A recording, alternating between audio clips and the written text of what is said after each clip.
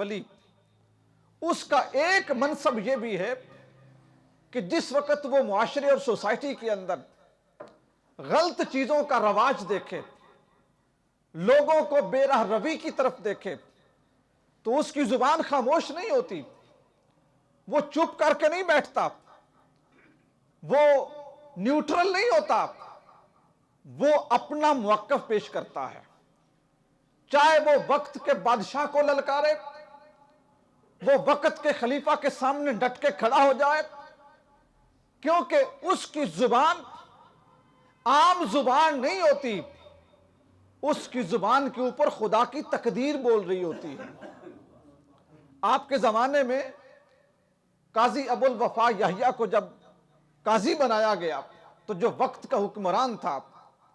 حضرت شیخ عبد القادر جیلانی رحمۃ اللہ علیہ نے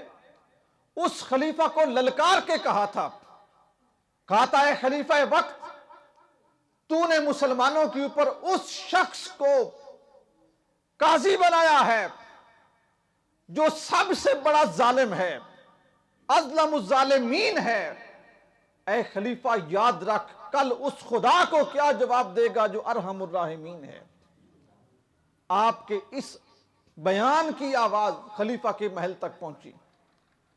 اس قاضی کو بدلا گیا۔ آج آپ اور میں جس ملک میں زندہ ہیں، یہ ملک بھی اس لیے حاصل نہیں کیا گیا تھا کہ یہاں پر یتیموں کے حقوق پامال ہوں، یہاں پر بچیوں کے سروں سے چادریں نوچی جائیں، ان کی عزتوں سے کھیلا جائے۔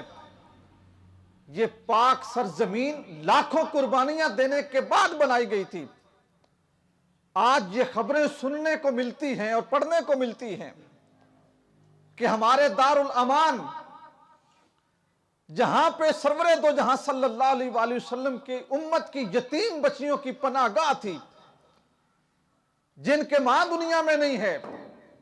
جن کے باپ دنیا میں نہیں ہے، جن کا کوئی پالنے والا نہیں ہے،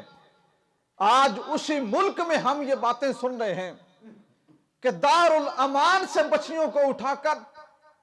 جو وقت کے حکمران ہیں، وزیر ہیں، مشیر ہیں، ان کی ہوس بجھائی جاتی ہے، ان کی راتیں خوبصورت کی جاتی ہیں۔ میں اپنے مقتدر طبقوں سے یہ گزارش کرتا ہوں،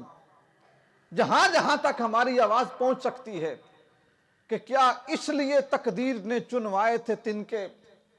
جب بن جائے نشیمن تو کوئی آگ لگا دے؟ کیا ہم نے اولیاء کے نام پہ یہ ملک اس لیے حاصل کیا تھا کہ یہاں پہ یتیموں کو تحفظ نہ ہو؟ کیا اس لیے ہمارے ماں باپ نے قربانیاں دی تھیں کہ یہاں پہ بچیوں کے سروں سے چادریں نوچ لی جائیں؟ کیا اس لیے ہمارے جوانوں نے گلے کٹوائے تھے کہ آنے والی نسلیں بے آبرو ہو کے رہ جائیں؟ کیا اس لیے ہمارے بزرگوں کی پگڑیاں خون میں لتھڑ گئی تھی کہ ہماری آنے والی جو اولادیں ہیں ان کی عزتیں نیلام ہو جائیں؟ اور بدبختی یہ ہے کہ وہ عزتیں نیلام کرنے والے اسرائیل سے نہیں آئے، وہ عزتیں نیلام کرنے والے انڈیا سے نہیں آئے، ان کا تعلق کسی عیسائی ریاست کے ساتھ نہیں ہے، ان کا تعلق کسی ہندو ریاست کے ساتھ نہیں ہے، ان کا تعلق کسی بدھ ریاست کے ساتھ نہیں ہے، ان کا تعلق کسی سکھ کمیونٹی کے ساتھ نہیں ہے۔ بدبختی کی علامت یہ ہے کہ ان کا تعلق اس ریاست کے ساتھ ہے جس ریاست کی جڑوں میں یہ نعرہ موجود ہے کہ پاکستان کا مطلب کیا؟ لا الہ الا اللہ۔ دل اور آنکھیں خون روتی ہیں اس بات کے اوپر کہ اگر اتنی قربانیوں کے بعد بھی نبی رحمت صلی اللہ علیہ وآلہ وسلم کی امت کی بیٹیاں محفوظ نہیں ہیں،